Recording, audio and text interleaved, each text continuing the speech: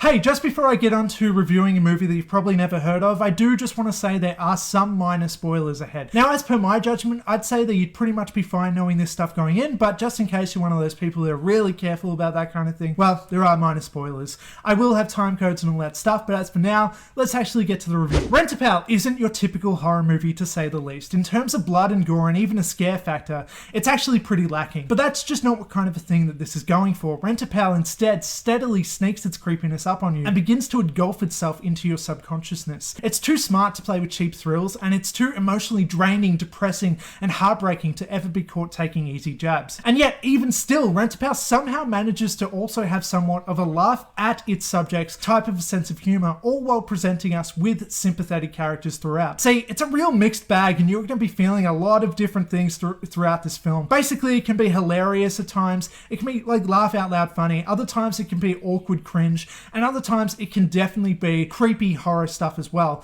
It's just, it can do so many different things really, really well, and I find that super impressive about this film. Dread, though, I think is what overshadows all other emotions throughout this thing, because the whole time it feels like something bad is going to happen, and you're just waiting for that pin to drop. Much like Loneliness, though, which is exactly what this film is about, the film takes a long and slow path to get there. Slow burn, I guess, would be an accurate description, but I'm hesitant to call it that because a lot of people associate slow burn with boring. And honestly, Rent-A-Pal is anything but boring, as it explores the story of 40-year-old David, our protagonist's deep isolation, as he's living with his dementia-riddled mother as her sole carer, and has no real life for himself. As a self-inflicted failure, he spends his days watching tapes and trying to get dates, until he comes across a certain tape designed specifically for someone like him. The tape Rent-A-Pal is basically a pseudo-inbuilt parasocial relationship video. Basically, it's a video that's designed to be your friend. Presumably made with the intention of giving those in desperation a thread of positivity and something resembling dignity, the tape speaks to the renter, holds for a second waiting for an answer,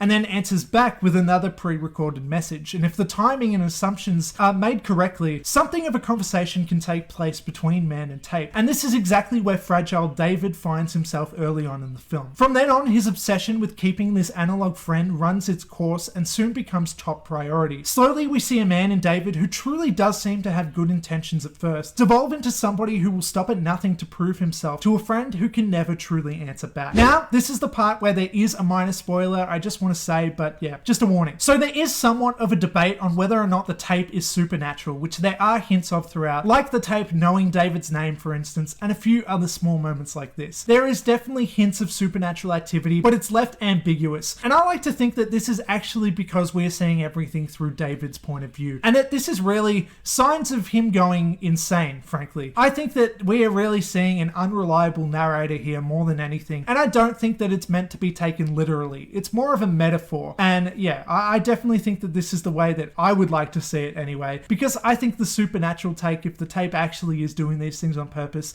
it's a bit silly, I don't know, but the way that I see it is that this is literally just a catalyst for David. The tape is something that gives him an excuse to do what he actually wants to do in the first place. If not for the tape, it would have been something else that eventually led David astray. Basically, David was going to do this one way or another. The tape just gave him an excuse to finally break. The film has a great kick of 90s nostalgia and is a really, really, really well-made film that revolves somewhat around the horror genre, if not actually partaking in the genre's very center. It's not interested in terrifying imagery or killing people in creative ways, of being bloody and gory and all that stuff, but cuts deeper than that with its exploration of aging / dementia and solitude. Rent-A-Pal also surprised me by how hard it hit me in the feels by having some really realistic depictions in caring for a loved one in terms of how hard that can be and how resentment can grow between those loved ones. It's just a really sad film for reasons like these and pretty much everything else that's going on as well. But it's also a damn good time as well, for as contradictory as that might sound. I had a blast with this movie and I really wasn't sure what the hell was going to happen next as well. Like, I was on the edge of my seat. With that also came worry, because this is definitely one of those movies that hinges on the ending, and if it kind of went in a stupid direction at the end, like, it could have been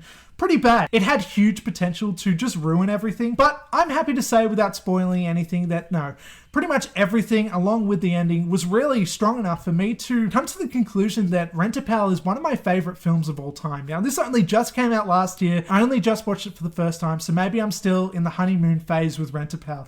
I can definitely see people accusing me of that, but I don't know. I don't just say this for like literally any movie.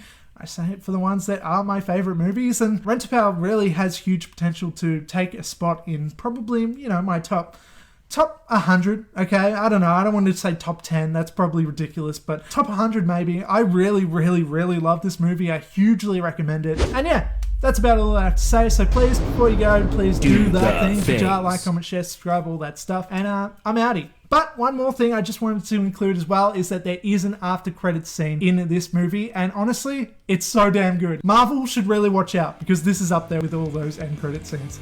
Yeah. Okay, I'm outie. Goodbye.